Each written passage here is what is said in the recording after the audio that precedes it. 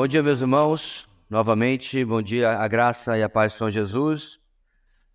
Vamos orar e já dar início, amados, à nossa aula de hoje, aula número 30, 26 de novembro, ainda, obviamente, em doutrinas básicas e ainda em soteriologia. E dificilmente terminaremos hoje, o que não é nenhum problema, porque eu só tenho pressa de ir para o céu, o resto a gente faz com calma. Então, a gente vai dar sequência hoje e seria muito interessante que os irmãos dessem uma revisão nas aulas anteriores sobre, particularmente, essa doutrina, né? Para não deixar de pegar o fio da meada. A gente não tem condição de fazer um retorno toda a aula, porque não vai dar tempo, né? Então vamos orar. Deus querido, muito obrigado pelo nosso tempo hoje, dado o teu Espírito para nosso entendimento da tua palavra. Perdoa nossos pecados, cobre-nos, ó Deus, com o sangue do teu Filho, e que a tua presença, ó Deus, no nosso meio faça a diferença, faça a distinção desta reunião e de qualquer outra que esteja acontecendo, que possamos ser ministrados pelo Senhor dessa maneira. Abençoa a tua palavra, que ela venha falar profundamente, fortalecendo a nossa fé. Oramos em nome de Jesus. Amém. Muito bem, amados. Eu quero sempre começar apenas com essa definição lá do nosso primeiro slide, e aí a gente vai para onde nós paramos, ok? Estudo sobre a salvação do homem através da obra de Cristo, incluindo sua eleição soberana por parte de Deus, seu chamado, perseverança e glorificação. Obviamente, a gente está se referindo à eleição, chamado, perseverança e glorificação do homem, e através da obra de Cristo, ok? Bem, na semana passada, irmãos, nós, depois de estudarmos eleição, nós vamos dar sequência a outros termos que são usados na doutrina da salvação, e você vai perceber uma proeminência óbvia das cartas de Paulo. Há outros textos também, mas há uma proeminência das cartas de Paulo, porque eu realmente acredito que ele foi o que mais tempo e textos dedicou a falar sobre a salvação. Então vamos lá. Hoje vamos falar primeiro sobre aquisição, ou seja, numa palavra mais simples, compra. Deus comprou, aí o grego agorazo, ou adquiriu, peripoiel, o crente, eu e você, né, para si, para ele. E o preço que pagou foi o sangue do seu próprio filho. Como um escravo que foi adquirido por precioso valor, o cristão agora pertence a Cristo, sendo servo dele para sempre. Esta semana eu estava pensando exatamente sobre isso lá na Semana Batista, porque nós passamos por um texto que fala sobre, em Romanos 6, antes éramos escravos do pecado e agora somos escravos de Cristo, pela obediência. E essa é uma palavra que, inclusive, o pregador, de forma muito acertada, gastou tempo de explicar, né? Foi até o pastor Alexandre, que causa certa estranheza para nós no Brasil, porque para nós o que importa é a história mais recente, mais imediata, e escravidão para nós, na história mais imediata, é a única que nós conhecemos da nossa história, que é a dos negros que vieram da África, certo? Da onde eu e boa parte de todos nós aqui somos descendentes de alguma maneira, né? Então é quase impossível no Brasil, a não ser indo bem mais lá para o sul, você não ter algum tipo de relação com esse fato, claro, lamentável da história. Mas isso aqui não tem absolutamente nada a ver com aquilo que aconteceu na história do Brasil. Inclusive o pregador explicou, eu vou repetir, e eu já expliquei outras vezes também, a escravidão era uma classe social necessária na organização do mundo antigo, particularmente neste caso do Império Romano. Historiadores variam entre 1/3 ou até quase metade da população do Império era escrava. Isso porque se dava principalmente por dois meios.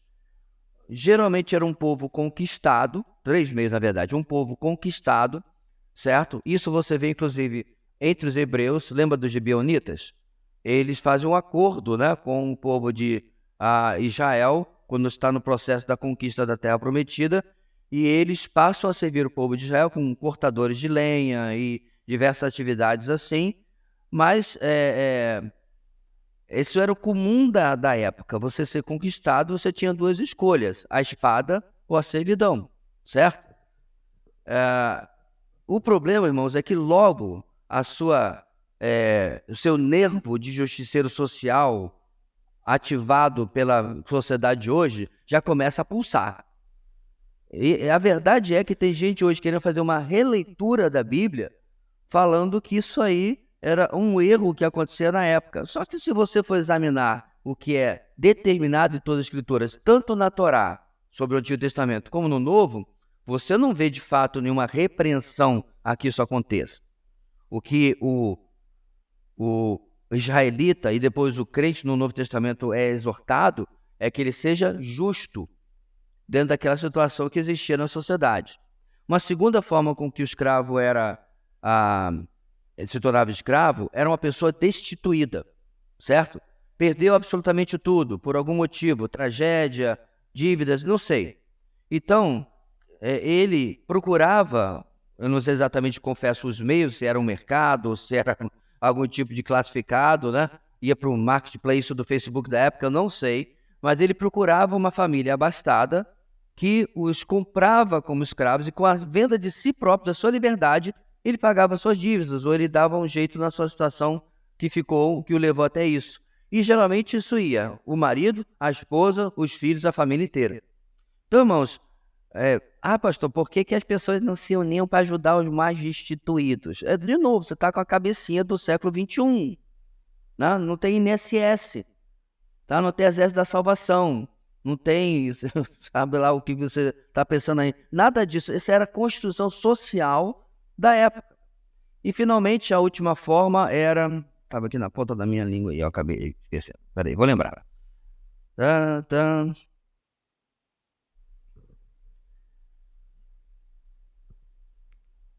Eu vou lembrar. Mas tinha uma terceira forma que você se tornava escravo. O ponto aqui, meus irmãos, é que isso, inclusive, é utilizado na teologia.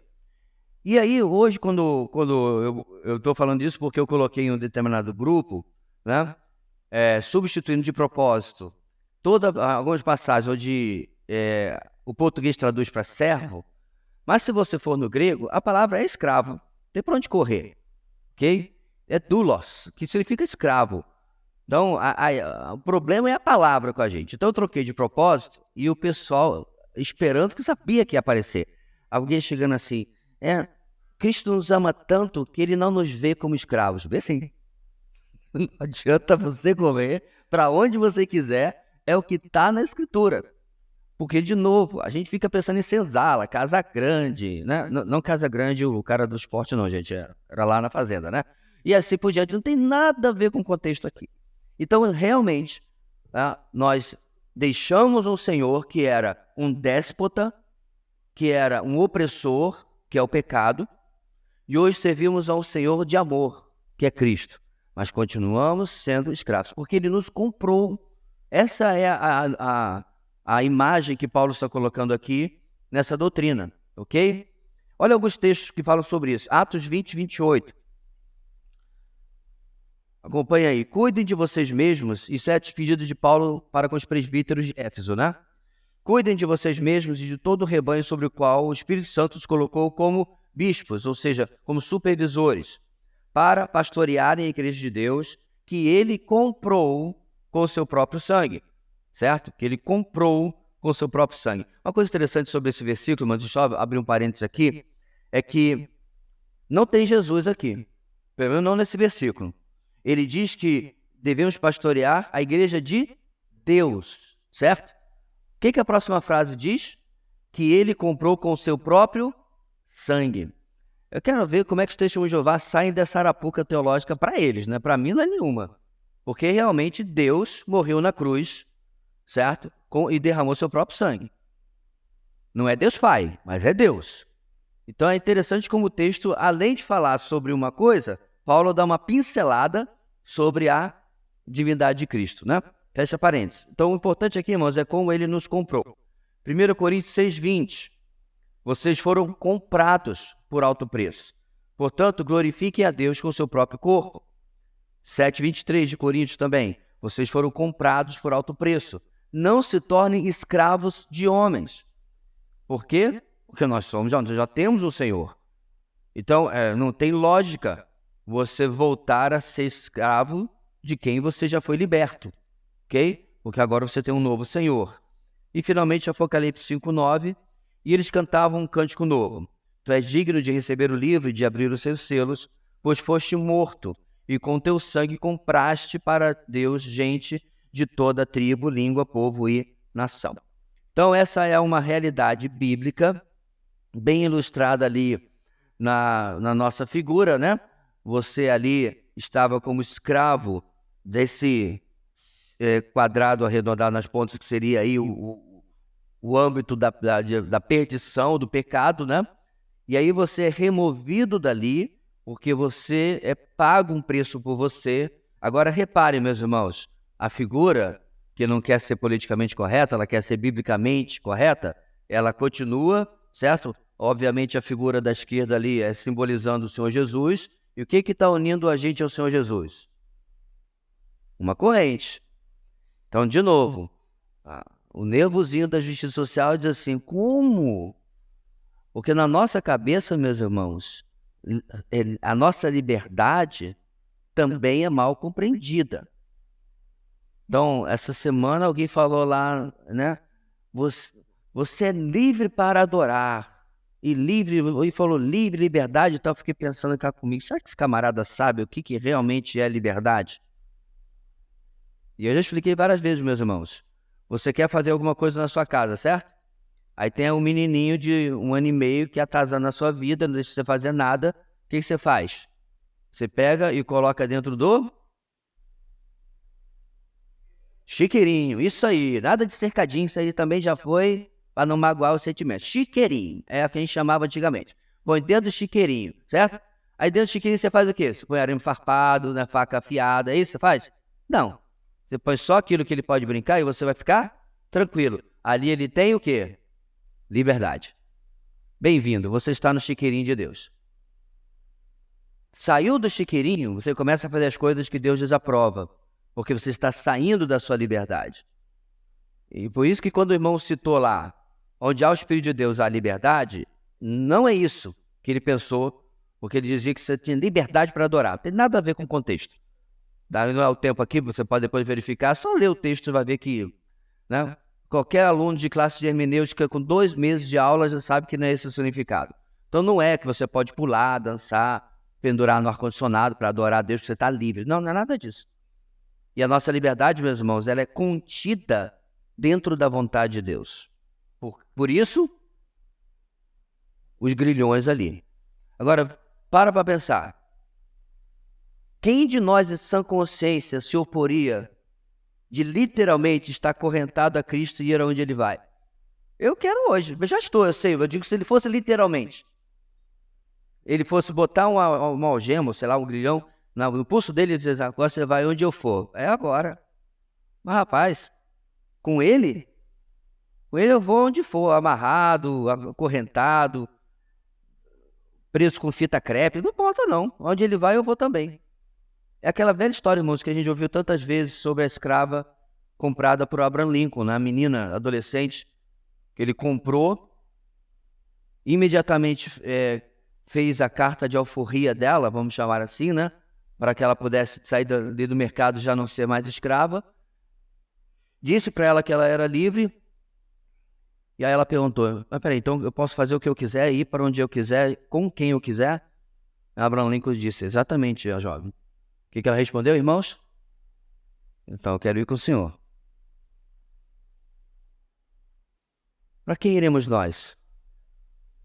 Tu tens as palavras de vida eterna. Então, meus irmãos, é realmente escravidão, como as pessoas pensam? Claro que não. Como diz os textos que nós lemos todos aqui, ele nos comprou com altíssimo preço. E Apocalipse termina de maneira correta. Ele é digno, porque com seu próprio sangue ele nos comprou. Essa é a ideia de aquisição, ok? Alguma pergunta, manifeste aí que aí a gente... Que é, Adson? Cadê o Mike? Cadê os ajudantes?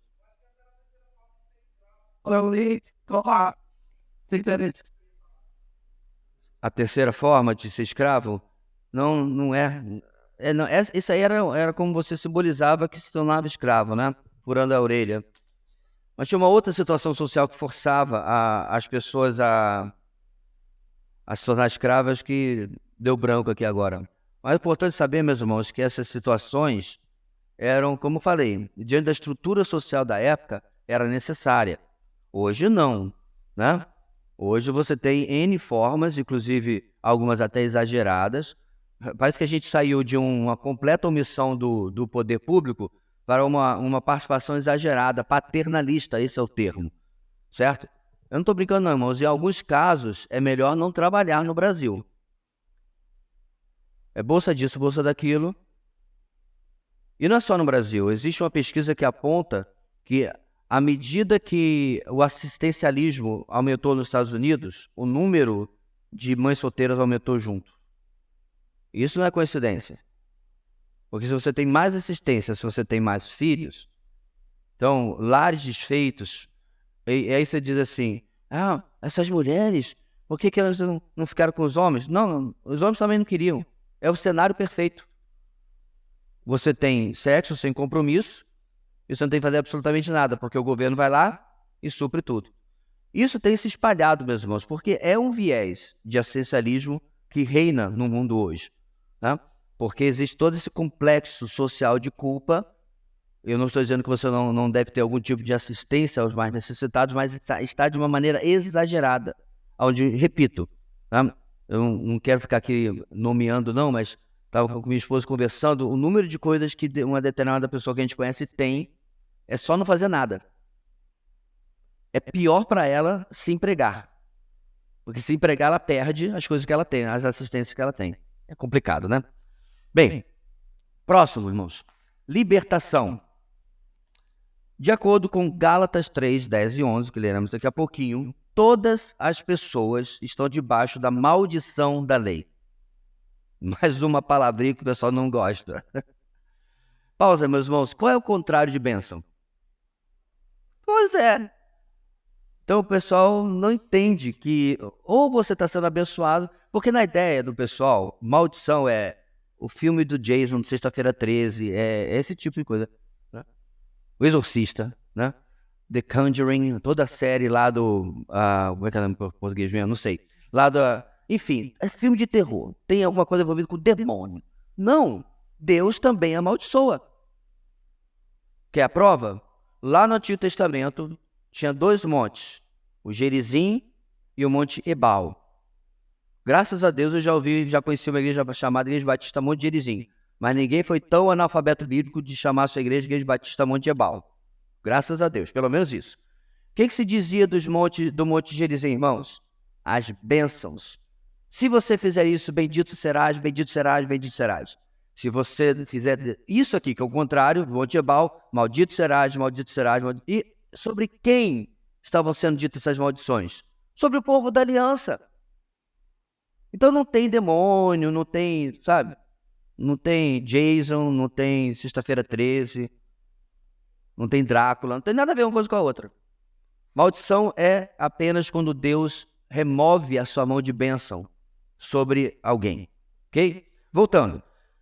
De acordo com Gálatas 3, 10 a 11, todas as pessoas estão debaixo da maldição da lei, sendo consideradas condenáveis diante de Deus em virtude da sua transgressão. O crente, porém, foi liberto, do grego exagorazo, dessa maldição, pois Cristo o substituiu na cruz, fazendo-se ele próprio maldição em lugar do pecador. Cristo também libertou o crente do fardo da lei, a fim de que o homem salvo não viva como um escravo oprimido, mas desfrute do status de filho de Deus por adoção. Gálatas de começo até o final, então vamos lá, irmãos, para os nossos textos. Presta atenção aí na sequência. Primeiro Gálatas 3, 10 e 11. Já os que se apoiam na prática da lei estão debaixo de maldição, pois está escrito: maldito todo aquele que não persiste em praticar todas as coisas escritas no livro da lei. É evidente que diante de Deus ninguém é justificado pela lei, pois o justo viverá pela fé. Então vamos lá, irmãos. A lei tinha 600 e tantos mandamentos, certo? Existiu algum ser humano, menos o Senhor Jesus, é claro, que tenha conseguido obedecer sempre em sua vida a cada um dos 600 e tantos mandamentos da lei? Sim ou não? Não. Irmãos, é virtualmente impossível. A gente acorda, às vezes nem pisou no chão e já está pecando, certo? Bem, no Antigo Testamento eles não eram mais santos ou mais capazes do que nós não. Então, quantos israelitas estavam debaixo de maldição? Todos. E todos os seres humanos em consequência, ok? Então, quando Jesus morre, ele toma sobre si a nossa culpa, neste caso, a nossa maldição, certo? Colossenses vai dizer que ele toma a nossa dívida, é como se ele tomasse a nossa promissória. Que promissória é essa, meus irmãos? O santo do Antigo Testamento, diante do seu pecado, da sua desobediência à lei, o que ele fazia? Pegava o animalzinho, ia diante do sacerdote, confessava o seu pecado e a culpa era transferida para o animal que era então imolado, que era sacrificado, certo? Agora, irmãos, Hebreus diz que o sangue de bodes e ovelhas e carneiros, ou o que é que seja o animal que está lá, pode perdoar pecados? Não, não pode perdoar pecados. Então, o que esse ritual fazia? Era uma promissória. Era eu te devo. É uma declaração de dívida. Devo, não nego, não sei como vou pagar. Essa era a verdade daquela declaração. Só que havia uma promessa. E a gente falou dessa promessa em várias mensagens no Antigo Testamento. Uma promessa futura, de que Deus iria redimir o pecado. Eles sabiam, meus irmãos, tudinho o que ia acontecer com Jesus? Não, claro que não. Mas eles sabiam que viria alguém, um prometido, um ungido, um escolhido, Messias, que iria apagar essa dívida retroativamente, certo? Como isso ia acontecer, eles não tinham ideia. Talvez ficou mais claro, começou a ficar mais claro, quando João Batista vira e diz: eis o Cordeiro de Deus que tira o pecado do mundo. O que aconteceu com os cordeiros? Eram mortos. Talvez alguns falaram assim: será que é isso que ele quer dizer? Com o tempo, provavelmente mais e mais claro ficou, mas ainda assim até o final, meus irmãos. Lembra, ele está indo para Jerusalém e os discípulos estão ainda discutindo sobre ele se matar ou deixar de se matar. Ou não se matar, mas deixar de ser morto, né? Bem, ponto aqui principal, meus irmãos, é como ao levar sobre si toda a nossa culpa, Jesus estava levando também a nossa maldição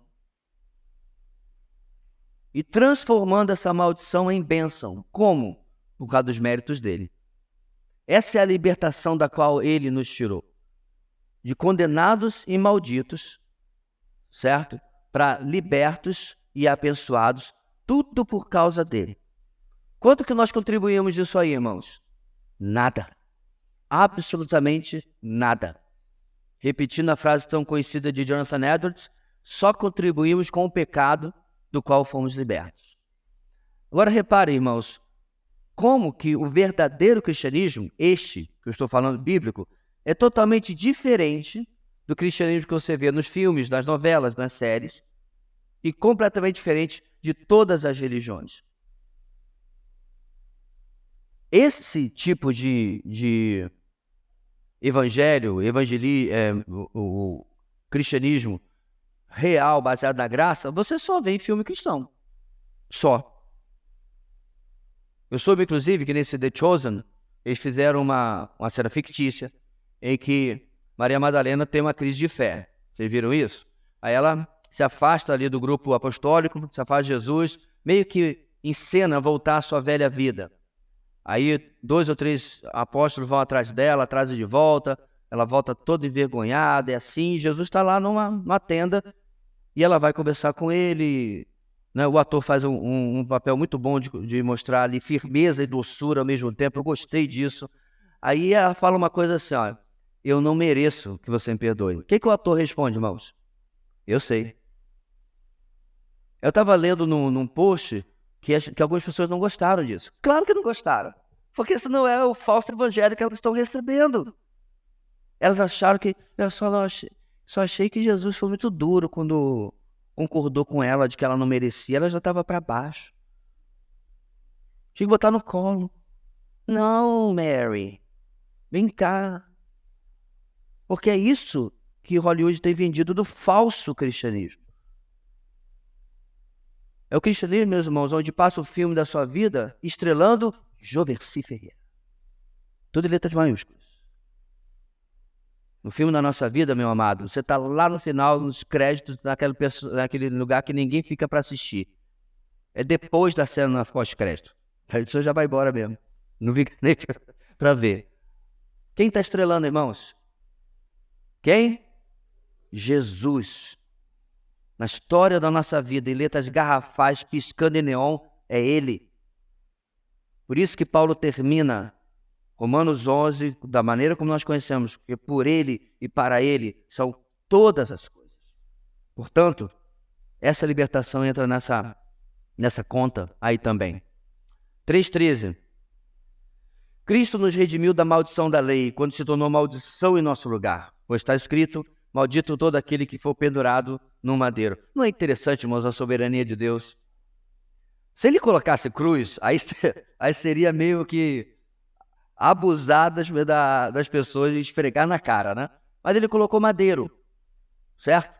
Eu fico pensando, o pessoal lá no deserto vendo isso aí. Ok. Talvez um dia isso vai fazer sentido. E fez.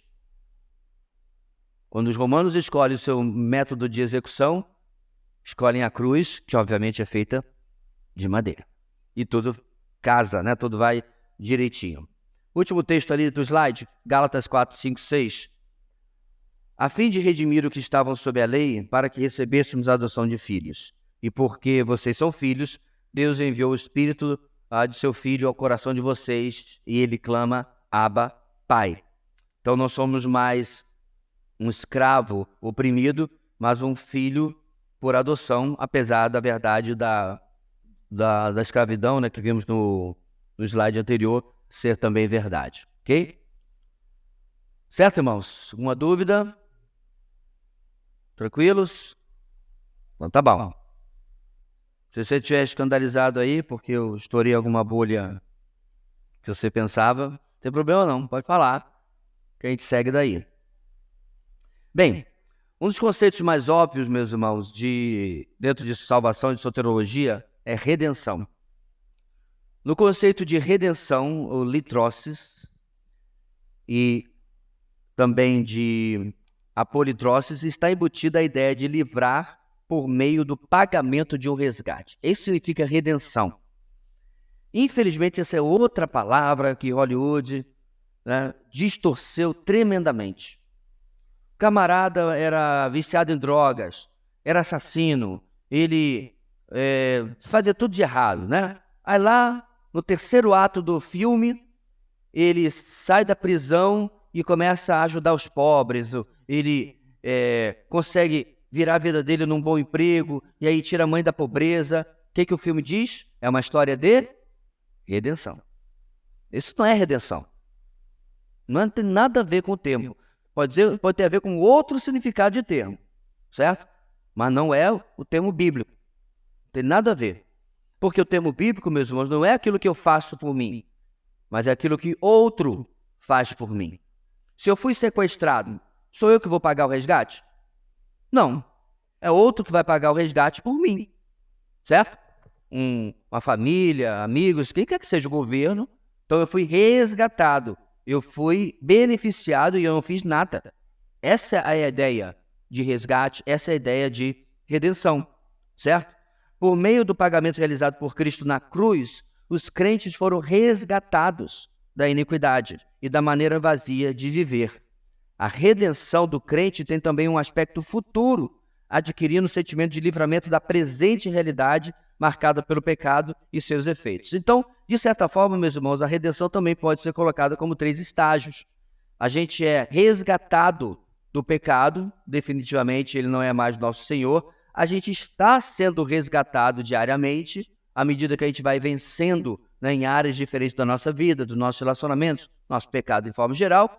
E como diz o último parágrafo, eventualmente no futuro nós vamos ser definitivamente resgatados, né, livres de qualquer possibilidade de queda, etc. Certo? Então vamos ver o que a palavra de Deus sustenta tudo isso que a gente viu nesse slide aí. Então, olho no lance, Hebreus 9, 12. não por meio de sangue de bodes e novilhos, mas pelo seu próprio sangue, ele entrou no Santo dos Santos de uma vez por todas e obteve eterna redenção. Romanos 3, 24, também ali nas definições no comecinho. Sendo justificados gratuitamente por sua graça, por meio da redenção que há em Cristo Jesus. Efésios 1, 7. Nele, ou seja, em Cristo, temos a redenção por meio do seu sangue, o perdão dos pecados, de acordo com as riquezas da graça de Deus. Então, irmãos, eu fico pensando se o pessoal, quando vê lá na estátua Cristo Redentor, se eles têm ideia. Provavelmente não, do que a gente está falando, certo? Eu não sei nem se o pessoal que deu esse nome sabia exatamente do que está falando, porque a estátua foi uma iniciativa da Igreja Romana, e na doutrina romana, você não é plenamente resgatado, porque você tem que fazer a sua parte, certo? Tem que cumprir os sacramentos, tem que ser uma boa pessoa e assim por diante. Essa é a razão, porque via de regra, você pergunta para um católico se ele é salvo, e geralmente ele responde o quê? Não sei. Ele não tem ideia se realmente ele é, porque na cabeça dele ele entendeu que ele está, né, fazendo o melhor possível. Se Deus quiser, naquele dia a gente vai ver como é que a coisa vai, certo? É triste, mas essa é a realidade que eu encontrei praticamente em 100% dos casos quando eu converso sobre fé, sobre cristianismo, sobre evangelho, sobre salvação com um católico romano. E não é o que nós estamos vendo aqui na palavra de Deus, muito pelo contrário. Então, se ele pagou todo o preço, eu vou contribuir com mais o quê? Seria a mesma coisa, meus irmãos, eu sair com você para jantar, certo? Aí você dá uma saidinha no banheiro, quando você volta, tá lá a conta com um papelzinho do cartão de crédito do lado. Conta, R$180, cartão de crédito R$180. Aí você vai, não, mano, que isso, rapaz? Você pega sua carteira e coloca ali mais 50. Só se for de gorjeta. E Deus não precisa de gorjeta. Porque está pago. Está consumado. Você não vai ter, nem que quisesse, como contribuir com absolutamente nada. Certo? Doutrina que nós já ouvimos milhões de vezes, mas sempre bom reafirmar, especialmente em meios onde até evangélico cria música tipo eu estou pagando preço para ir para o céu. Dose para leão, mas né? É verdade. Bem, falando de resgate, irmãos, Litron, Mateus 20, 28. Como o Filho do Homem não veio para ser servido, mas para servir e dar a sua vida em resgate de muitos. Então, essa palavra resgate está ligada à redenção. Repare que é só você ver a semelhança das palavras, né? Litron e lá, litrosis, ok? E apolitrosis apenas é com um sufixo, uma preposição na frente que reforça o significado da palavra. Então, está tudo ligado a resgate com redenção. Tito 2,14. Ele se entregou por nós a fim de nos remir de toda a maldade e purificar para si mesmo um povo particularmente seu, dedicado à prática de boas obras. Remir aí, de novo, é resgatar de toda a maldade. 1 de Pedro 1, 18 e 19. Pois você sabe que não foi por meio de coisas perecíveis, como prata ou ouro, que vocês foram redimidos, que vocês foram resgatados de sua maneira vazia de viver, transmitida por seus antepassados, mas pelo precioso sangue de Cristo, como de um cordeiro sem mancha e sem defeito. Então percebam, irmãos, que o termo é usado não apenas para o ato estanque da nossa salvação, mas, por exemplo, nesse texto aí, ele fala que nós somos resgatados da maneira vazia de viver transmitida por seus antepassados. É toda uma cultura da qual nós estamos sendo removidos na nova vida que recebemos em Cristo, certo? Essa ideia, meus irmãos, é aquilo que eu falei. O resgate, ele começa, ele é absoluto, tá? Ele é seguro na nossa salvação, na nossa conversão, mas há um processo de transformação, de mudança ao longo da nossa vida, de libertação, de ser retirado de dentro de uma cultura.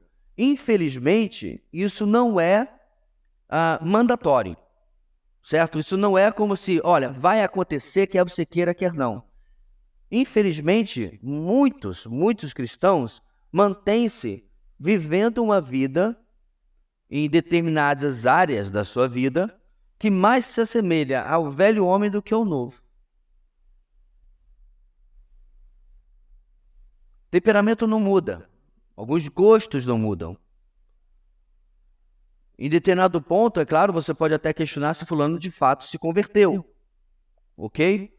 Mas eu gostaria mesmo, mas fosse tão simples, que todo mundo que se converte tem uma tremenda e absoluta transformação, e todo mundo que não se converte ou é apenas um convencido, não tem.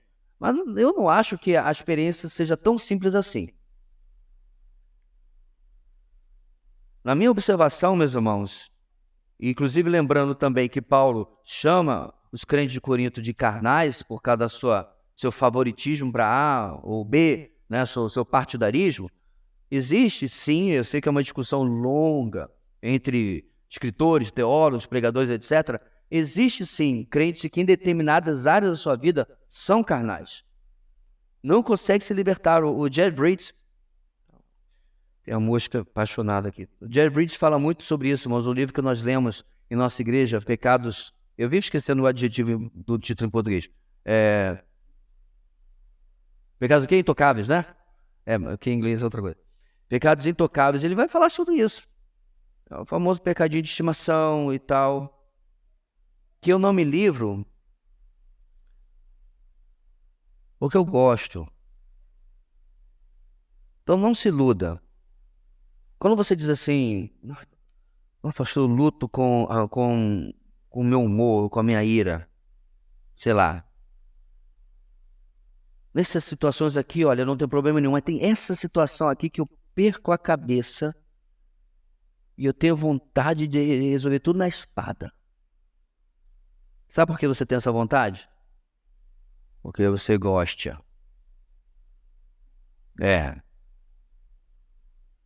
Não existe um pecado na nossa vida, meus irmãos, que seja porque eu não gosto.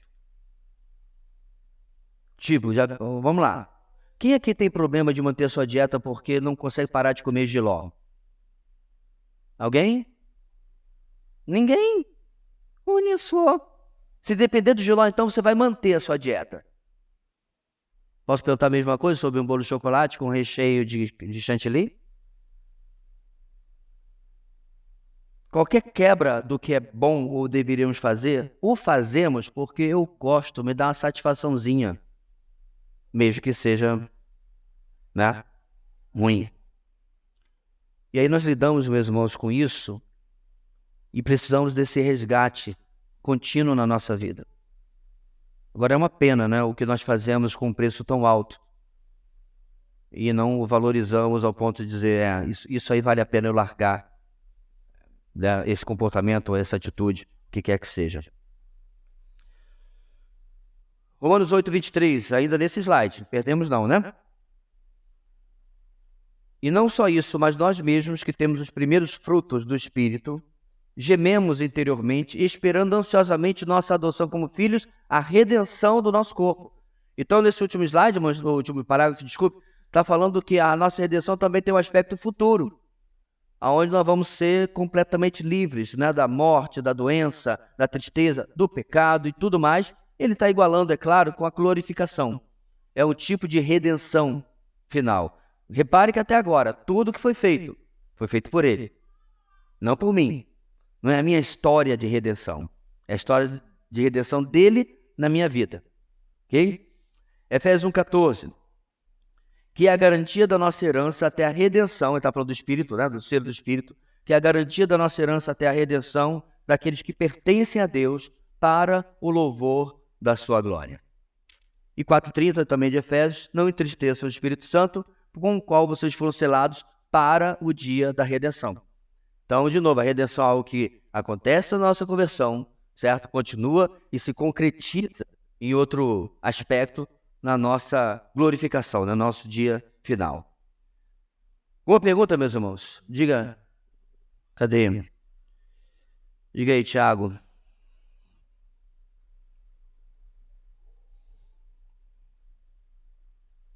Bom dia. Bom, eu vou tentar explicar mais ou menos, mas acho que todo mundo conhece a história lá das Crônicas de Nárnia. E sempre tem uma coisa que eu fico um pouco na dúvida, se tem alguma base bíblica, aquela analogia que eles fazem, ou não. Que a Rainha de Gelo, né, ela vai cobrar a dívida do Edmundo, que tinha traído. Ela fala que todo traidor pertence a ela, e por isso que Aslan vai e se sacrifica, né? Tudo mais, declara ele justo. Eu queria entender se esse pagamento que Jesus faz a Deus, né, pelas nossas vidas, tem alguma relação com a dívida que, por exemplo, Satanás teria algum tipo de direito sobre nós enquanto estamos em pecado. Ou se essa analogia não faz nenhum sentido. Pois é. C.S. Lewis também é o meu herege favorito. Não, C.S. Lewis era um homem brilhante, mas dizer que ele era perfeito em toda a sua teologia seria um erro, né? Ele tem aqui e acolá umas ratadas. E outra coisa, as Crônicas de Nárnia, irmãos, é uma ficção, é uma analogia, né? Mas é verdade, ao meu ver, comete um erro perigoso na forma como ele coloca, porque parece que o preço da redenção está sendo pago para Satanás. Que claramente a rainha do gelo, ela está simbolizando Satanás na história, né? Então, quando Aslan se sacrifica e para meio que pagar a ela, passa uma ideia que não é estranha a alguns teólogos cristãos, mas não se encontra, pelo menos eu nunca encontrei, um eco nas Escrituras, certo? A quem o preço pelos pecadores foi pago por Cristo? Ao Pai, não a Satanás. Porque se fosse, meus irmãos, para ser pago a Satanás, certo? Ele fosse se beneficiar de alguma forma, ele nunca teria se oposto a isso. Ele tentou de todas as formas impedir que Jesus pagasse o preço, tentando manchar Jesus, que ele pecasse. Se ele pecasse, o sacrifício não era aceito. Ele não consegue. E aí ele chega no final e a vaca já está no brejo, atolada, não tem mais o que fazer, então ele segue o curso do que vai acontecer. Mas nada foi pago a ele. Então, essa ideia, de novo, alguns teólogos têm, de que o preço foi pago a Satanás, eu não vejo eco nas Escrituras. Satanás é um usurpador. Ele não tem nenhuma posse real, nem das nossas vidas e nem da criação, né, da criação da natureza, da terra. Ele é só um usurpador. Então, nesse ponto, eu me lembro quando eu assisti que eu pensei exatamente isso. Vamos dar um desconto da licença poética. Isso aqui não é um filme para você aprender sobre fé cristã. É uma luta entre o bem e o mal, tendo um pano de fundo cristão, certo? Porque se você for botar ali cada significado, você vai deduzir que os lobos são ruins, mas a raposa é boazinha, né? Então, vai decidir qual canídeo você vai ficar do lado, né? Então, tem os animais bonzinhos, os animais mauzinhos, e obviamente é só para dar um corpo à narrativa, ok? Então, eu discordo da forma como é colocado ali. Agora, como faria? Teria que, de alguma forma, Aslan ter no conto, além de Aslan, ter uma representação de Deus Pai. Aí, para mim, a história ficaria completa, né? Só que eu não sei se era o que Lewis cria, ou apenas ele não quis ser tão detalhista, né, no conto dele, ok? Gilberto. Pastor, o senhor falou sobre aqueles pecados de estimação. Eu queria que o pastor explicasse biblicamente aquela luta que acontece com nós, né? Que nós pecamos porque gostamos, né? O senhor falou. Mas é aquela pessoa, pelo menos, que sofre de ansiedade, depressão, e ela sofre com isso. Ou seja outra coisa, pelo menos alimentação. A pessoa está comendo bolo, mas depois começa a chorar. Aquela luta entre gostar e sofrer por gostar do pecado. Sim. Inicialmente, meus irmãos, toda ação pecaminosa é prazerosa, mas depois ela vem, quer seja um remorso, ou vem a tristeza segundo Deus. A diferença é que o remorso apenas dura um pouquinho, passa, e a tristeza segundo Deus produz mudança. Essa mudança vai ser permanente? Nem sempre. Porque se fosse permanente, a gente não voltava a pecar. Certo? Então,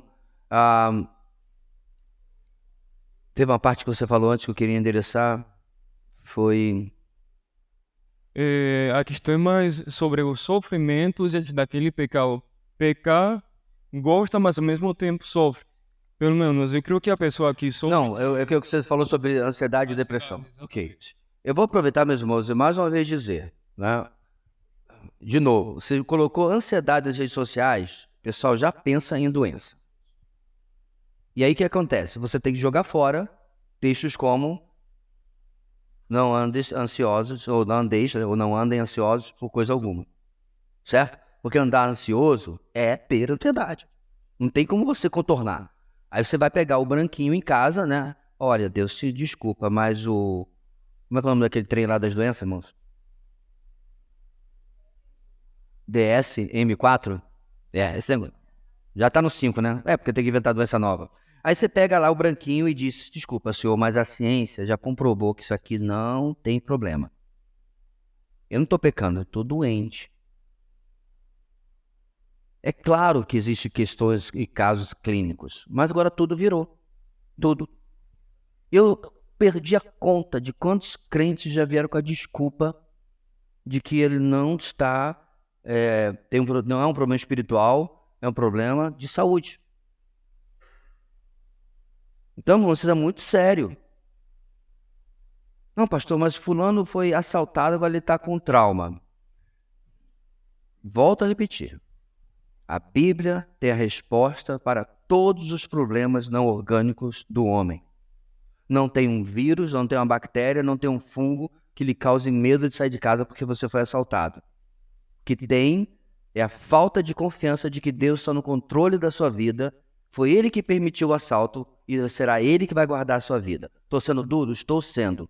Porque é um absurdo, meus irmãos, cristão ser refém das circunstâncias do medo, quando tem tantas promessas na palavra de Deus.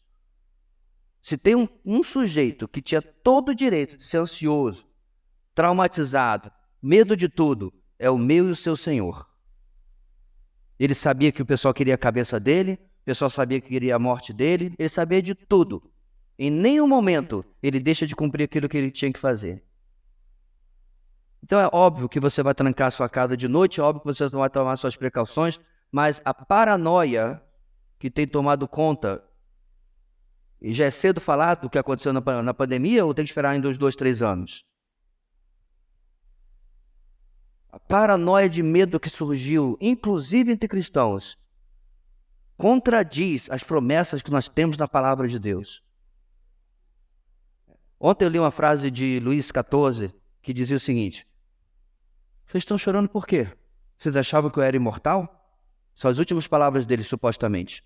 Achei interessante, meus irmãos, porque, né, agora, inclusive, na Semana Batista, teve umas 2 noites que falou muito sobre o céu, sobre a volta de Jesus, a glória e tal.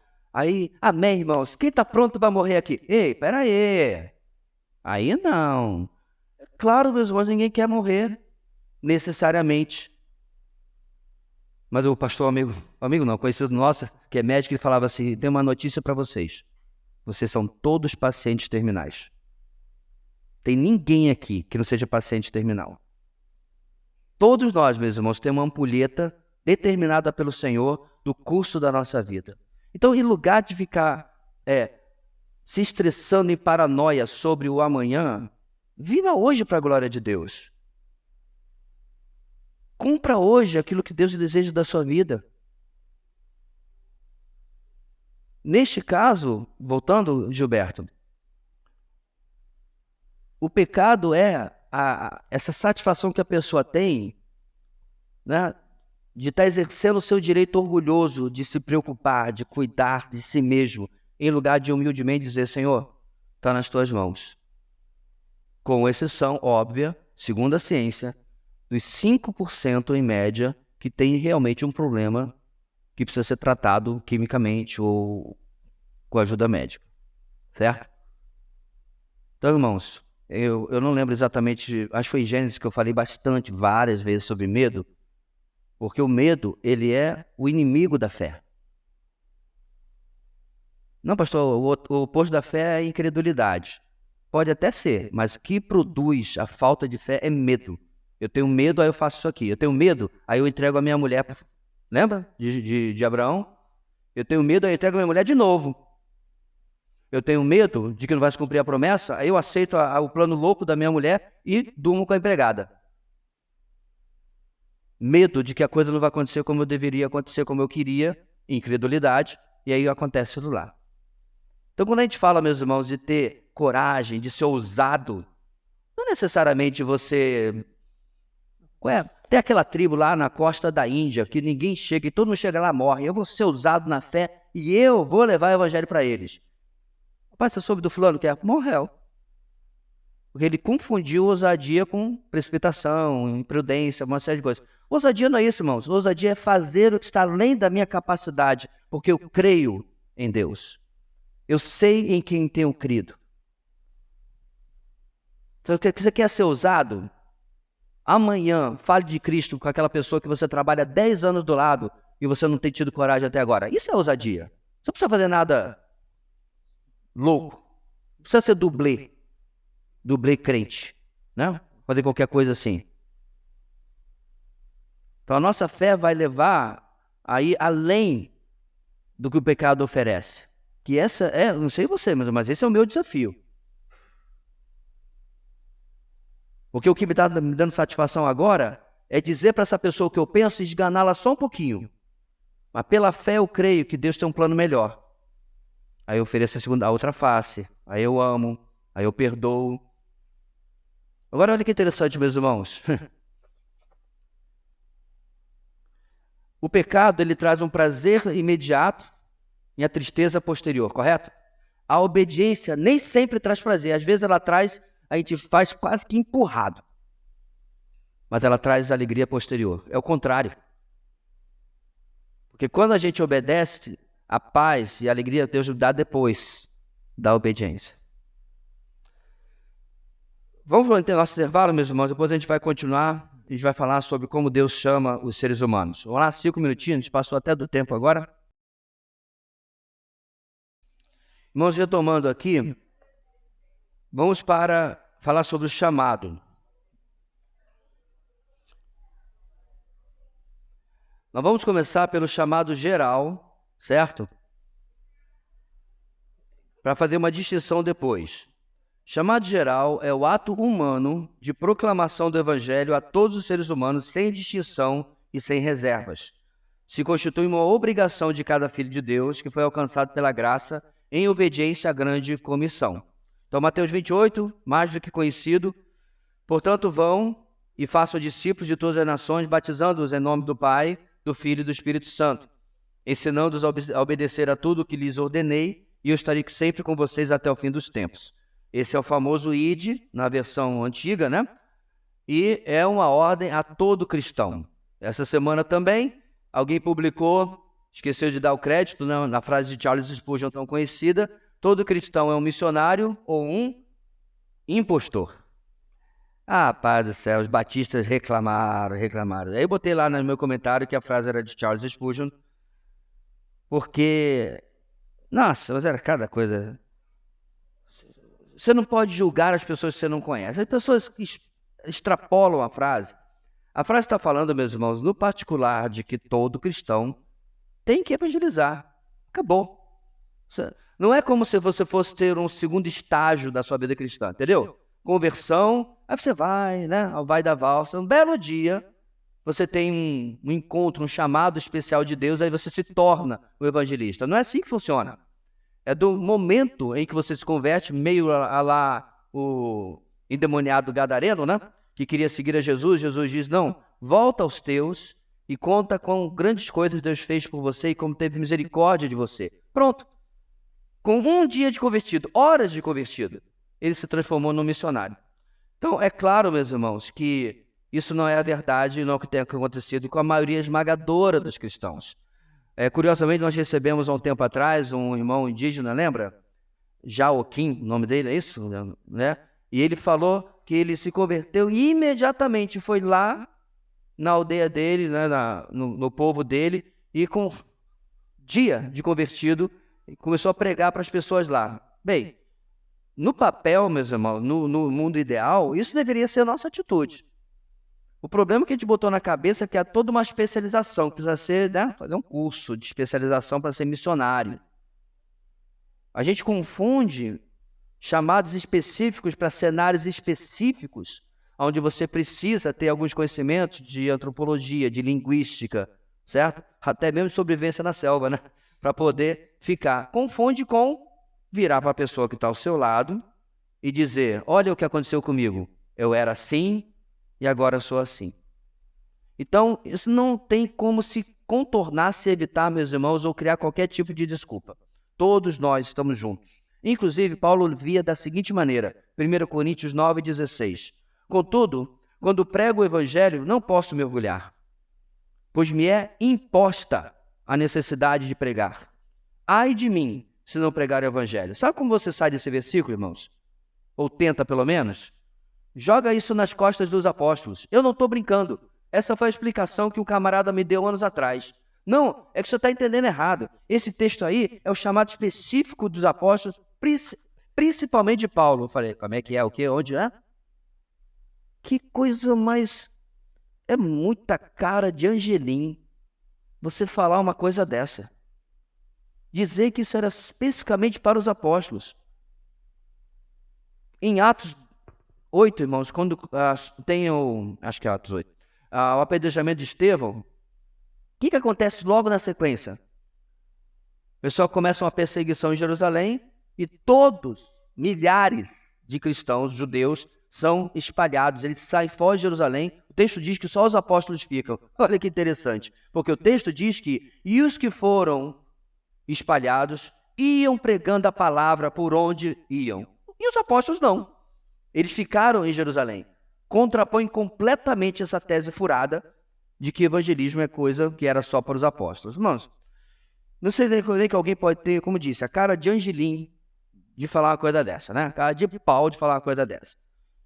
O que nos falta, meus irmãos, é compreender que a nossa função, sim, estamos fazendo terraplanagem, vamos construir, sim, precisamos de uma sede ou outra, isso faz parte da obra de Deus, ok.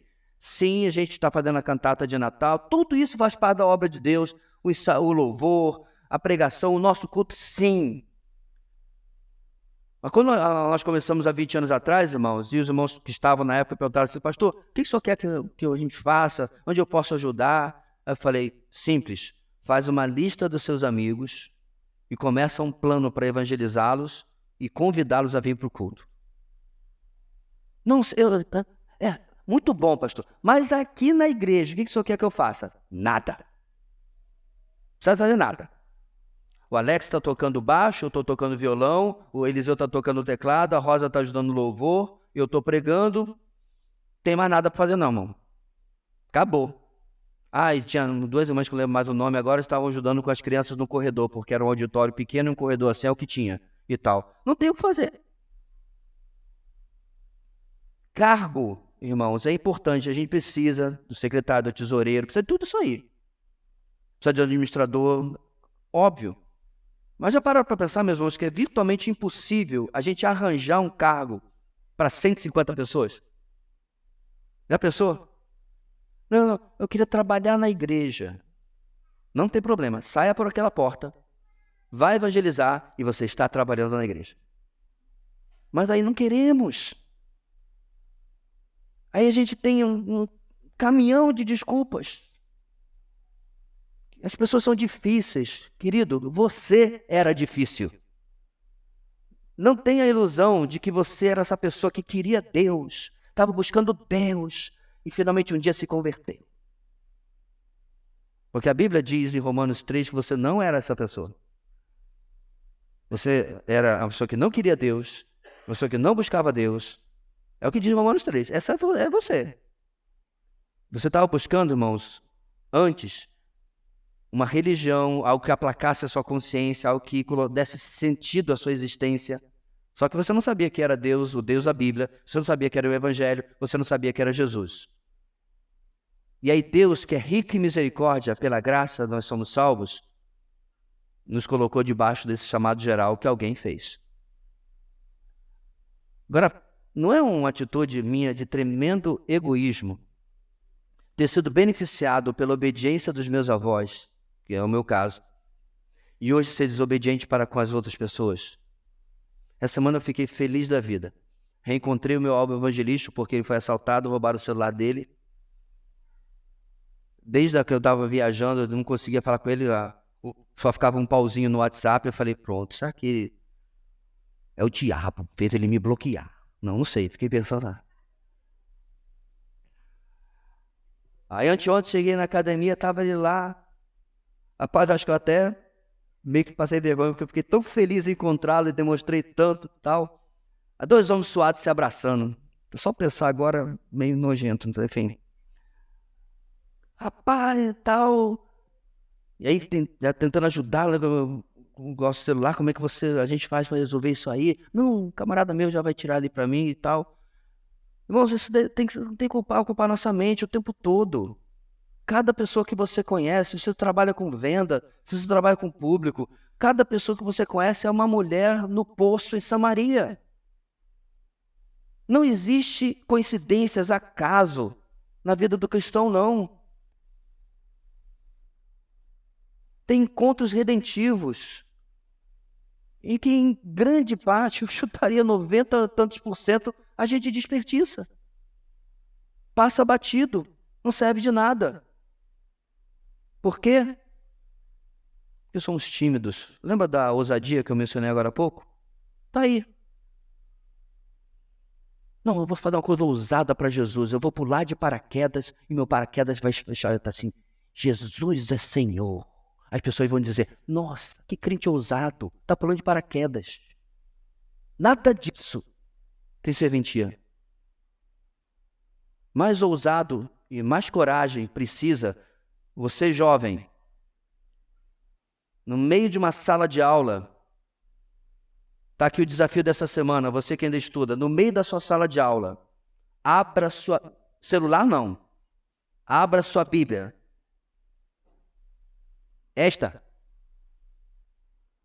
Eu até fiquei surpreso ontem na livraria, uma jovem perguntou, vocês têm Bíblia? Até se compram, né? Abra sua Bíblia no meio da sala de aula. Terminou sua tarefa, né? Professora, já terminei, eu posso ler aqui o negócio? Pode. Abra sua Bíblia.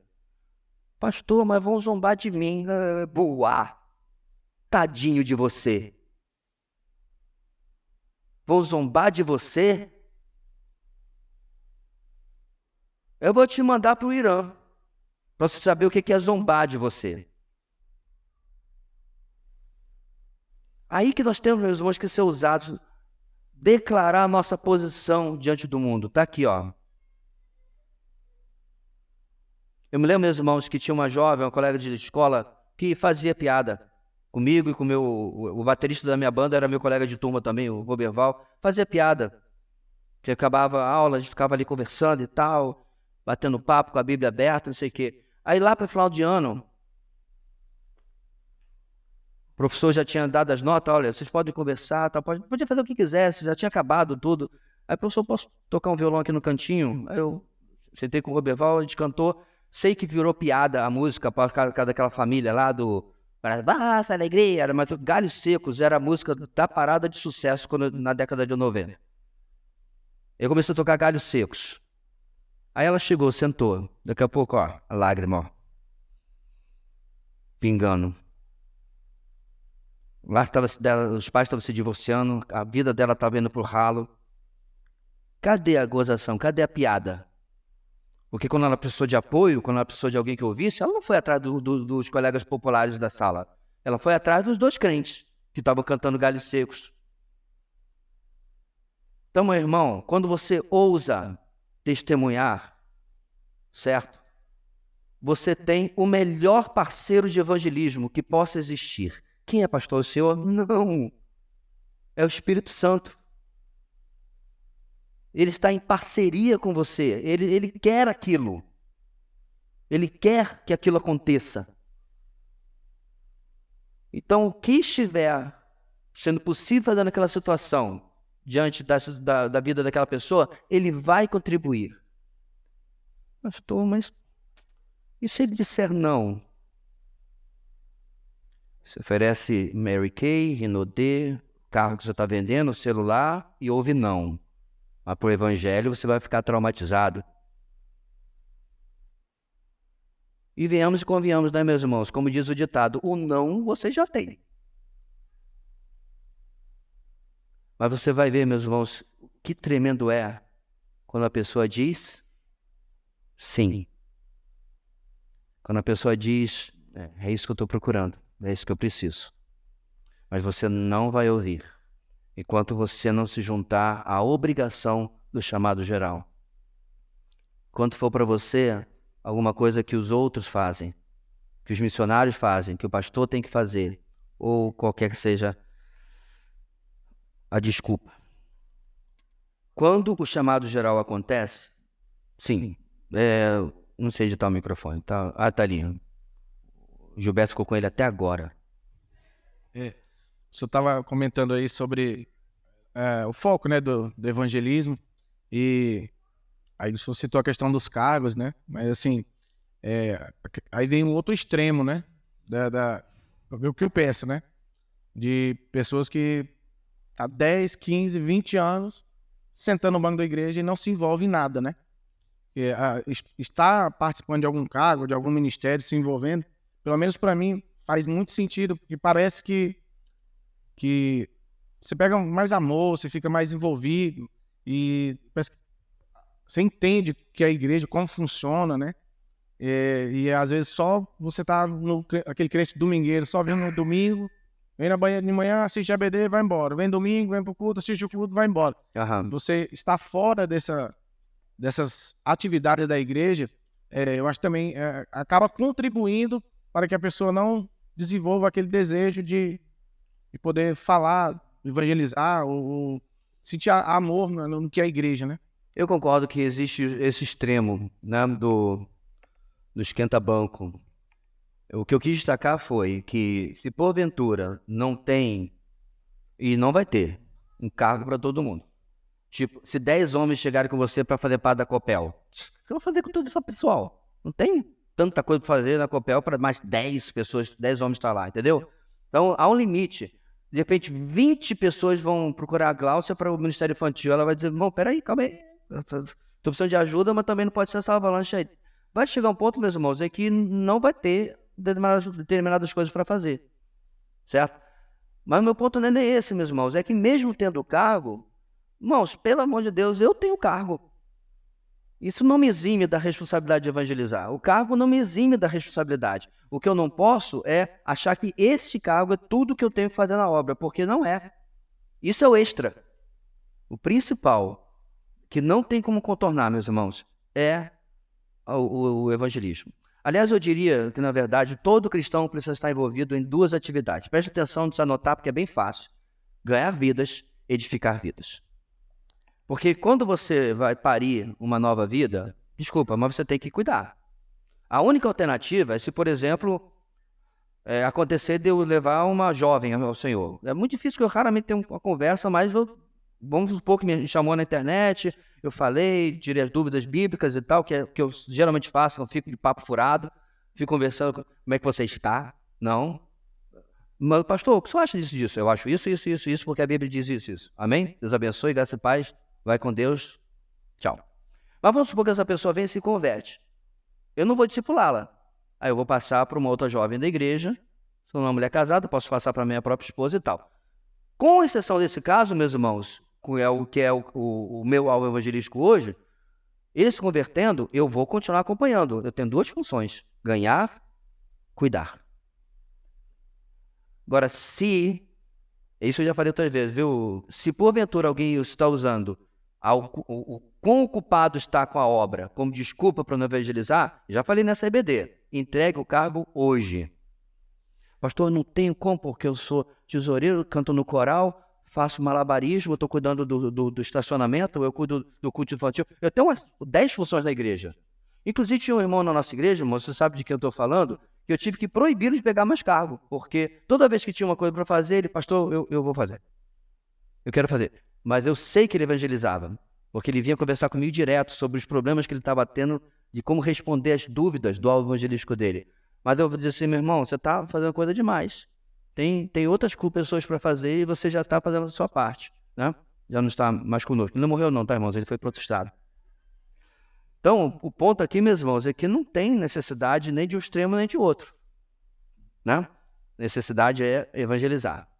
Vê onde a gente consegue chegar aqui, meus irmãos? O chamado geral vai levar ao chamado específico. Ou, como a nossa lição chama mais, a vocação. Até porque, em alguns textos bíblicos, está traduzido assim.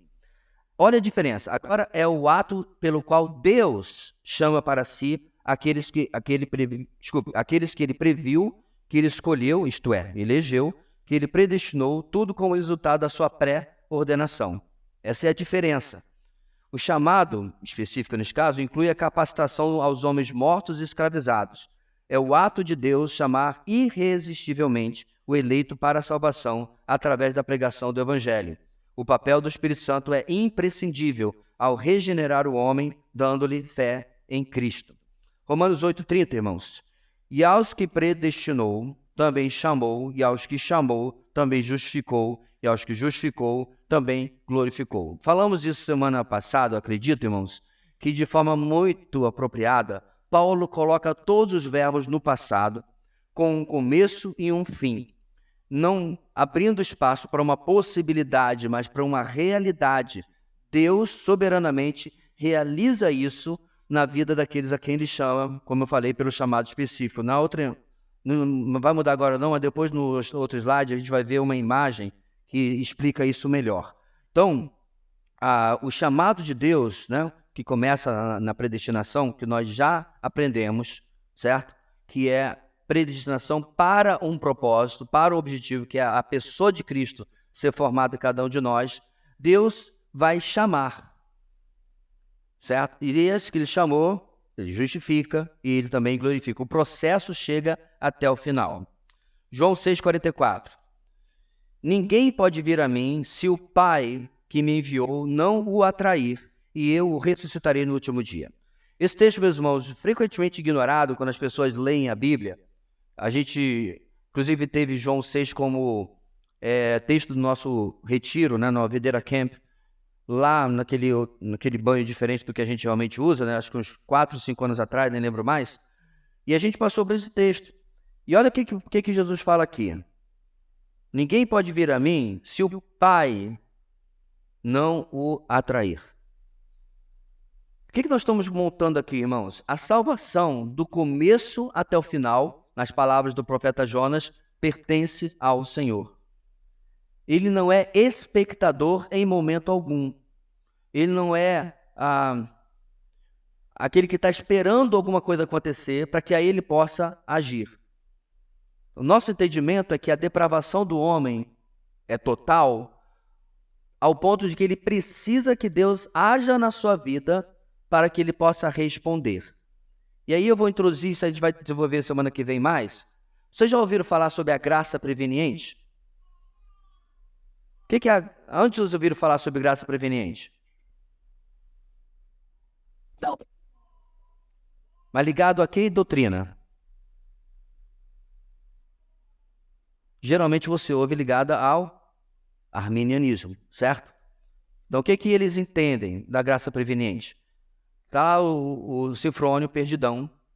Deus dá essa graça preveniente, livra o arbítrio dele, liberta o arbítrio dele. Aí ele diz, tá, eu quero o evangelho. Ou, eu não quero o evangelho. Isso aqui o arminianismo diz. Só que, essa expressão não é do arminianismo. Essa expressão é da fé reformada. Ela é anterior até Arminio ter nascido, sequer. Olha que interessante. Então, eles pegaram uma expressão que já existia e ressignificaram a expressão, certo? Então, o que nós entendemos como graça preveniente? Lá está de novo o Sifrônio perdido. Deus age dando não apenas a liberdade dele escolher, mas a capacidade dele escolher, regenerando essa pessoa, certo? Vivificando essa pessoa. Ou seja, a fé, que a Efésios 2 diz que é dom de Deus, acompanha o processo de salvação. Então, geralmente o batista, em geral, ele acredita o seguinte, que eu sou salvo porque eu criei, certo? Isso é a minha fé, ênfase na minha. Nós entendemos que Efésios capítulo 2 diz que a fé está incluída no dom de Deus. Não é só a salvação. Então, pela graça vocês são salvos mediante a fé, e isso não vem de vós, não vem de vocês, é dom de Deus. Isso o quê? A fé. A fé faz parte do que Deus nos dá no processo de salvação. Por quê, meus irmãos? Porque Romanos 3, que está tudo dentro do mesmo assunto, vai dizer que ninguém de fato busca a Deus, ninguém crê. Somos todos perdidos. Somos, Efésios 2, mortos dos nossos delitos e pecados. Somos escravos do pecado. São inúmeras ilustrações ou figuras que mostram que o homem está incapacitado de dar o seu passo diante ou em direção a Deus. Agora, isso não assenta bem com o ego humano. A gente precisa fazer alguma coisa. E essa é a luta que tem acontecido, especialmente nos últimos 500 anos, mas essa luta existiu desde sempre, né? Não é à toa que Agostinho e Pelágio trocaram, né, twitters. Não era tweets porque não tinha na época, mas eram cartas. Trocavam cartas, né, bem assim, firmes, né, e tal, um contra o outro. Por quê? Porque você vai aumentando a responsabilidade do homem, a escolha do homem, a escolha. Aonde que Pelágio chegou? Bem, o homem nem caiu de verdade. O homem só deu... O que aconteceu? Estou fora do jardim, mas eu só dei uma tropeçadinha. No fundo, Pelágio falou isso. Ele nega a queda do homem. E Agostinho falou, como é que é? Não. O homem não caiu só não, meu amigo. Ele enfiou a cara no chão e foi para o subsolo. A queda foi total. Inclusive, a capacidade do homem de poder escolher Deus. Então, essa luta vem, né? Se você pegar pelo menos só de Agostinho, 1.500 anos praticamente. Então, a ideia aqui, meus irmãos, é uma escolha, de certa forma. Aí é a escolha mesmo. Ou eu escolho colocar Deus como absolutamente soberano, por isso que a gente chama, esse é o termo técnico, certo? Memoriza isso daí. A gente chama a fé reformada de monergismo. Mono, certo? Deus age unicamente na salvação, ou você é um sinergista, aonde o homem contribui, participa de alguma forma. Aí vai variar, né, a ideia teológica da salvação. Ok? Pastor, todo sinergista é filho do diabo? Não, nunca falei isso. Isso é de jeito nenhum. Tenho grandes amigos que são sinergistas, respeito, mas não concordo. Porque se eu quero, meus irmãos, crer em graça, é aquela ilustração que eu falei do domingo passado, né? Do microfone, aí digo assim, tá, mas para não dizer que foi totalmente, eu vou lhe cobrar 1 centavo. Acabou a graça. Porque custou 1 centavo. Ao meu ver, é isso que o sinergismo faz. É graça. Mas o homem participa com alguma coisa, nem que seja com 1 centavo. Nem que seja com alguma coisinha mínima que seja. Nossa ideia é não. Do começo até o final, a salvação pertence ao Senhor. Ele faz isso através do chamado específico que nós estamos vendo aqui, chamando os homens, ok? Olha o próximo slide. A figura ainda está mais para frente. Uma definição maior de vocação. Como falei, é a mesma coisa chamado específico, né? A vocação, do grego klesis, ou aquele que é chamado ou kletos ou kaleo, que não é o super-homem, tá? É uma palavra grega. A vocação de que se trata aqui é o chamado especial que o Senhor dirige unicamente aos eleitos. Trata-se de um convite diferente do chamado geral dirigido a todas as pessoas. Uma vez que a vocação salvífica é eficaz e sempre conduz o eleito a Cristo, essa vocação especial, essa vocação especial é baseada unicamente na graça de Deus, sem que o homem chamado tenha mérito algum. Então nós estamos fazendo uma diferença aqui, meus irmãos. A nossa obrigação é para com qual? Para com o chamado geral, certo? E inclusive isso é fácil de ver como as pessoas distorcem o calvinismo, a fé reformada, como você quiser. Está vendo só? Deus já elegeu, o calvinista não evangeliza. Eu já comprovei pela história. Nossa igreja é uma prova disso, a gente fala direto. Acabei de gastar aqui o ouvido dos irmãos 20 minutos falando sobre evangelismo. Então, isso não procede, isso é um espantalho, como a gente fala, uma invenção, porque não tem nada a ver uma coisa com a outra. Muito pelo contrário. Quando você tem certeza de que Deus tem os seus eleitos, aí que você se sente mais motivado a evangelizar, porque você sabe que, eventualmente, a sua pregação vai ter o retorno, assim como Deus quiser. Certo? Agora, a gente faz para todos, sem distinção alguma, como a gente falou lá no começo. Então, vamos lá. Ele dirige esse chamado unicamente aos eleitos. Romanos capítulo 1, versículo 6. E vocês também estão entre os chamados para pertencerem a Cristo. Romanos 8, 28 a 30, parte do texto que a gente leu agora há pouco. Sabemos que Deus age em todas as coisas para o bem daqueles que o amam, só. Dos que foram chamados de acordo com o seu propósito, só. O texto não está se referindo, irmãos, a quem está fora desse chamado. Pois aqueles que de antemão conheceu, também os predestinou para serem conformes à imagem do seu Filho. Objetivo, para quê? Propósito, a fim de que ele seja o primogênito entre muitos irmãos. E aos que predestinou, também chamou, e aos que chamou, também justificou, e aos que justificou, também glorificou. Então, nosso entendimento, irmãos, desse texto é como ele afunila e coloca o chamado unicamente em cima daqueles que Deus tem escolhido para a salvação. 1 Coríntios 7, 17 a 24, texto meio longo, mas preste atenção aí. Entretanto, cada um continua vivendo na condição que o Senhor lhe designou, e de acordo com o chamado de Deus. Esta é a minha ordem para todas as igrejas. Foi alguém chamado sendo já circunciso? Não desfaça a sua circuncisão. Foi alguém chamado sendo incircunciso? Não se circuncide. A circuncisão não significa nada, e a incircuncisão também nada é. O que importa é obedecer aos mandamentos de Deus. Cada um deve permanecer na condição em que foi chamado por Deus. Foi você chamado sendo servo? Não se incomode com isso. Mas se você puder conseguir a liberdade, consiga. Pois aquele que, sendo escravo, foi chamado pelo Senhor, é liberto e pertence ao Senhor. Semelhantemente, aquele que era livre quando foi chamado, é escravo de Cristo. Vocês foram comprados por alto preço, não se tornem escravos de homens. Irmãos, cada um deve permanecer diante de Deus na condição em que foi chamado. Então ele está se referindo, obviamente, meus irmãos, um chamado para a salvação. E aí ele está aplicando isso numa situação específica aqui, em que as pessoas estavam tendo confusão sobre se deviam mudar a sua vida de alguma forma por causa da sua conversão. Aí, obviamente, Paulo diz que isso não se aplica porque essas condições não eram pecaminosas em si, e eles deviam se manter como estavam. Efésios 4, 1 a 4, ainda estou ali em cima, tá, irmãos? O 4 pulou aqui porque eu soube que esse foco do projetor vai ser acertado hoje, depois do culto, né? Segundo notícias aí, chegar. 4, 1 e 4, vamos lá. Como prisioneiro no Senhor, rogo-lhes que vivam de maneira digna da vocação que receberam. Viu porque eu botei chamado específico e vocação? Porque algumas traduções usam vocação. Há um só corpo, um só espírito, assim como a esperança para a qual vocês foram chamados é uma só.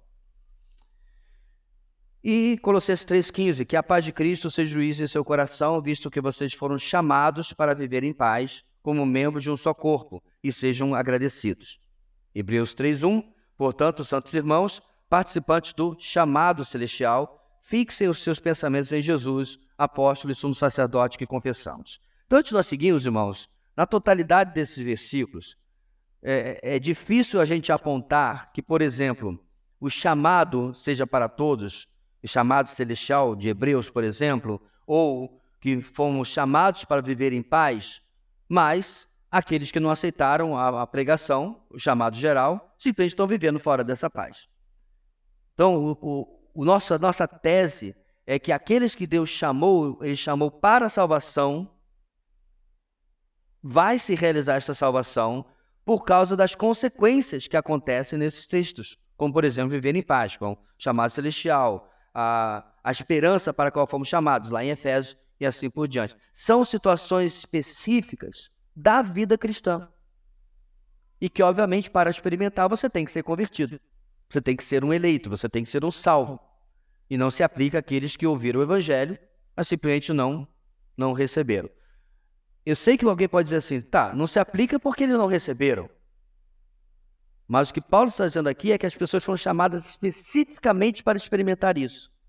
E estão experimentando aquilo para o qual foram chamados, enquanto que os outros não estão. Ok? Ele está dizendo aqui também que traz um convite diferente, chamado geral, dirigido a todas as pessoas, que a gente já viu. Mateus 11, 28 é um exemplo do chamado geral. Venham a mim, todos que estão cansados e sobrecarregados, e eu lhes darei descanso. E o texto 22, 14 de Mateus, pois muitos são chamados, mas poucos são escolhidos. Então, esse texto meio que fecha a fatura, mostrando como que há uma diferenciação. O conjunto é maior, do chamado geral, mas o conjunto daqueles que têm um chamado específico, são escolhidos, vocacionados, é menor. 1 Timóteo 6, 12. A frase agora é que uma vez que a vocação salvífica é eficaz e sempre conduz o eleito a Cristo. Olha lá. Combata o bom combate da fé. Tome posse da vida eterna, para a qual você foi chamado, e fez a boa confissão na presença de muitas testemunhas. Paulo falando a Timóteo que essa vida eterna, ele foi chamado para ela, e isso de fato acontece na sua vida.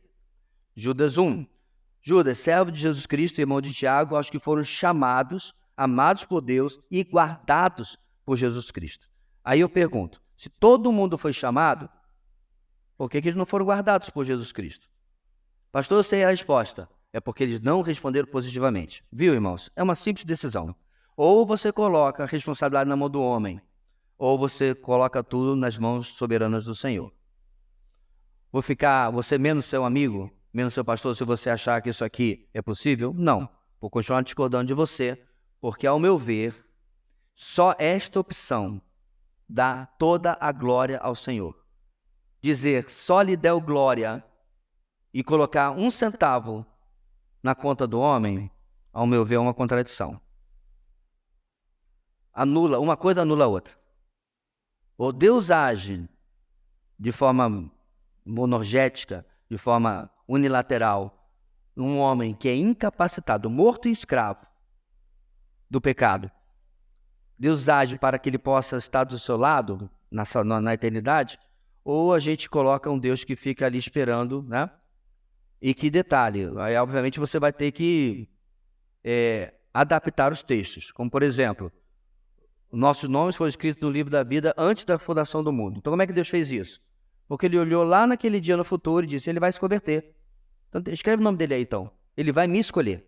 Então escreve o nome dele aí então.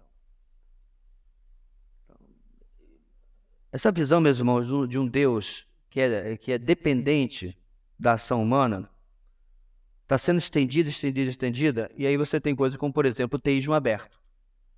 Então, quando você ouve figuras, depois negam, né? Como o Ed Renekiewicz, que diz que Deus está interagindo com as ações do homem e decidindo o que ele vai e o que ele não vai fazer, e que Deus é impotente diante de determinadas ações dos homens, porque ele não pode fazer nada, já que o homem tem livre-arbítrio, ele transformou Deus, no máximo, em um dos vingadores, porque ele fica aí tentando resolver, mas, né? Depende do que o pessoal vai fazer. Se Thanos vai aparecer, se não vai aparecer, se vai estalar o dedo, se não vai estalar. Essa não é a figura correta do Senhor. Salmo 115 diz que o meu Deus está nos céus e faz algumas coisas como lhe apraz. É isso que diz o texto, irmãos? O meu Deus está nos céus e faz tudo como lhe apraz. Ele é o roteirista, ele é o diretor, ele é o ator principal, ele é o centro da história. E é isso que basicamente a fé reformada celebra. E eu, de jeito nenhum, meus irmãos, eu estou dizendo que quem não pensa hermeticamente dessa maneira está perdido, não crê em Jesus, não crê em Deus. Não é isso que eu estou dizendo. Há extremos, como eu falei do teísmo aberto, mas de maneira nenhuma há muitos e muitos irmãos queridos. O problema, queridos, é que o estado da igreja evangélica hoje é um resultado direto do arminianismo. Quer que você queira, quer não. Quanto mais você vai colocando o homem no centro, você começa a entender por que os louvores começaram a mudar. A W. Tozer, que diga de passagem, era arminiano, ele que disse, antigamente os louvores diziam, tu és, tu és, tu és. Agora os louvores dizem, eu sou, eu sou, eu sou. Que não é, eu sou do meu amado, não é, eu sou perdido, não, eu perdi do pecador, não é nada disso não. Eu sou coisa boa, coisa importante. Ouro de Ofir. E W. Tozer, meus irmãos, se não me engano, morreu na década de 60 ou 70. E a coisa já estava indo para o vinagre naquela época. Porque quanto mais você vai colocando o homem no centro, isso faz bem ao ego humano. Aí você vê um David Leonardo fazendo sucesso. Por quê? Do coração de Deus, Cristo é o centro. Mas no coração de Jesus, você é o centro. Agora, não esquece de passar da bilheteria e pagar R$300 para me assistir. Não é o que ele cobra? É o que ele está cobrando para aqui no Teatro de Boa Vista, que graças a Deus nem aconteceu.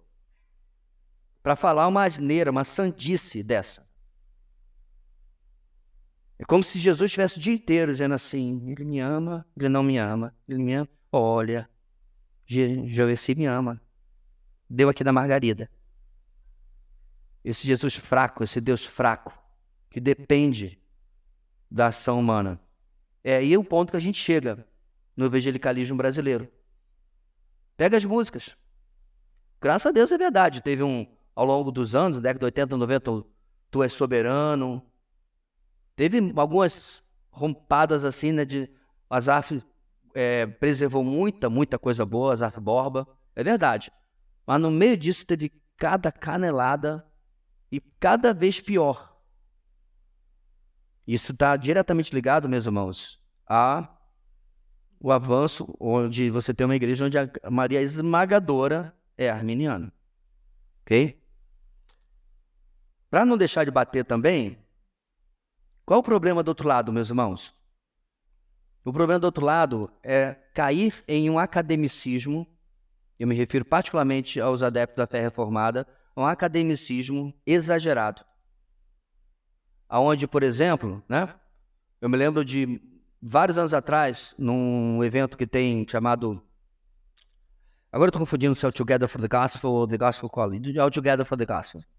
Juntos pelo Evangelho. É um evento interdenominacional, mas claramente a maioria esmagadora era de batistas. E o John Piper ia pregar, né? Aí tava o louvor, que de passagem era maravilhoso, é o Kaufman do Sovereign Grace, que estava dirigindo, se o nome dele direitinho. Aí o Piper estava lá na primeira fila, né? Tava cantando Diante do Trono de Deus nos Céus, né? Tava cantando, estava ele lá. E lá estavam os santarrões da internet, obviamente reformados, criticando porque ele simplesmente estava de mão levantada. Então, é esse exagero, meus irmãos, onde você se torna, de forma, polícia da espiritualidade dos outros, que é um perigo real. É claro que há exageros também. Né? Eu fui uma igreja uma vez, meus irmãos, que o camarada ficava correndo pelo corredor. E era louvor, segundo ele. Aí eu falei assim, se ele começar a dar pirueta imortal, eu vou embora. Aí, logo depois, passou 10 minutos, ele e os 5 jovens rindo no chão. Supostamente era uma unção do riso. Claro que tem exageros e santices. Mas lá está um homem que, não é porque ser John Piper, mas bora dizer que é John Piper, que já contribuiu, o que contribuiu para a fé evangélica, não é isso? Onde você provavelmente já leu o livro, já foi abençoado, ouviu mensagem, foi abençoado, mas aí ele não serve mais. Por quê? Ele cantou com a mão levantada. Venhamos e convenhamos, né? Então, qual é o ideal, meus irmãos, para nós? Creia certo, mas seja fervoroso. Na adoração, eu não sei se incomoda os irmãos que estão hoje no louvor, né? Eu estou sem meu celular aqui. Mas é meio estranho você estar no meio do louvor, aí o pessoal está no celular, e não está no celular filmando para postar, uma coisa assim, não é participando ali, envolvido, não. Está conferindo a lista de compras, sei lá o que ele está fazendo. Ou mesmo sem o celular, não precisa dele. Né? Está no meio do louvor, os irmãos, né, prepararam, escolheram com detalhe as músicas e tal. Aí está o pessoal no mundo da lua. Pensando na morte da bezerra, como dizia a minha avó. Irmãos, eu creio que quem crê que Deus é absolutamente soberano e cuida das nossas vidas, devia adorar como ninguém. E quando passa por determinadas músicas que falam da morte de Cristo, se o teu coração não arder, alguma coisa está errado. Tem determinadas músicas, meus irmãos, que eu nunca consigo cantar. Que é o que aconteceu agora, lembrando de umas, porque fala da razão porque eu estou aqui, porque minha vida foi transformada, porque que a minha adolescência não foi muito pior do que poderia ter sido. Porque eu não estou aqui no 3º, 4º casamento com filho, com mulheres que eu nem sei quem são, sabe lá Deus o que poderia ter acontecido. Mas por que não aconteceu, meus irmãos? Porque um dia minha avó ligou, meus pais foram, eu ouvi o pastor Antonino e eu disse, com 10 anos de idade, é isso que eu preciso. Aí eu vou ouvir da salvação, como meu coração não vai pulsar, arder? Quem crê certo, meus irmãos, vou de novo bater na tecla, nossa vigília não tinha que ter listinha, não. Você tinha que estar ansioso para estar aqui com o povo, o ajuntamento dos santos, orando junto. Nossa sexta-feira, meus irmãos, era para ter 80, 100, 120 pessoas aqui, com exceção de quem está trabalhando. O meu ponto, meus irmãos, é que quem tem, e desculpe, né, a sinceridade, a melhor doutrina devia ter a melhor prática. E nem sempre é isso que acontece. Nem sempre. É o que devia orar mais, cantar melhor, com mais fervor, evangelizar mais. Porque esse é o objetivo pelo qual Paulo divide as suas cartas falando 11 capítulos de Romanos. Creia dessa maneira. 12 em diante. Faça dessa maneira.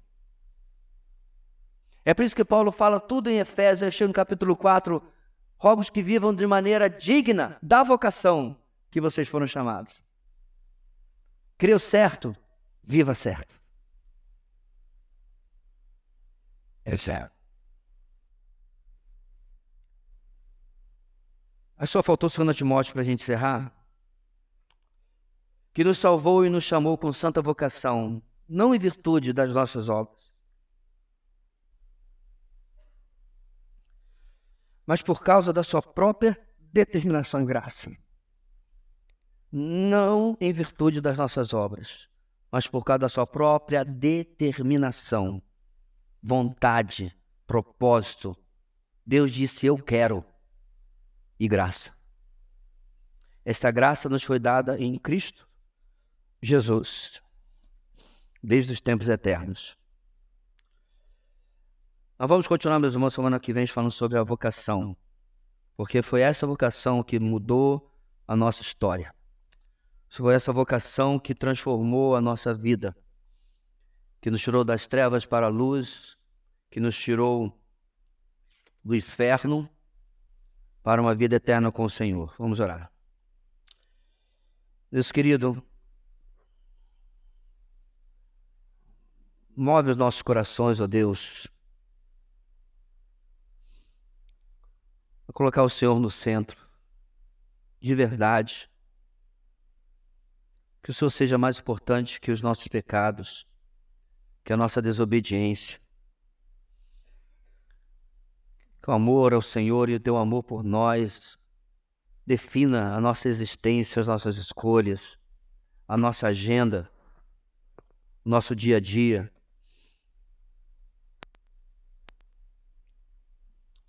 Defina o que vamos ser e fazer. E nós pedimos graça e misericórdia da tua parte, somos pó. Mas que, ó Deus, a tua palavra e as verdades que temos recebido possam ser instrumento de transformação na nossa vida. Como falamos, ó Deus, possa nos levar a viver esta vocação do chamado inicial, mas que continua na nossa vida, orando mais, adorando mais, proclamando mais, servindo mais. Diante da obra que foi feita em nós, que possamos, ó Deus, apesar de não podermos realmente fazer plenamente, mas que possamos tentar devolver a esta obra feita em nós com o que fazemos através de nós. Dá-nos um dia de descanso na tua presença e traga-nos a noite, ó Deus, novamente para ouvir a tua palavra. É o que oramos em nome de Jesus. Amém.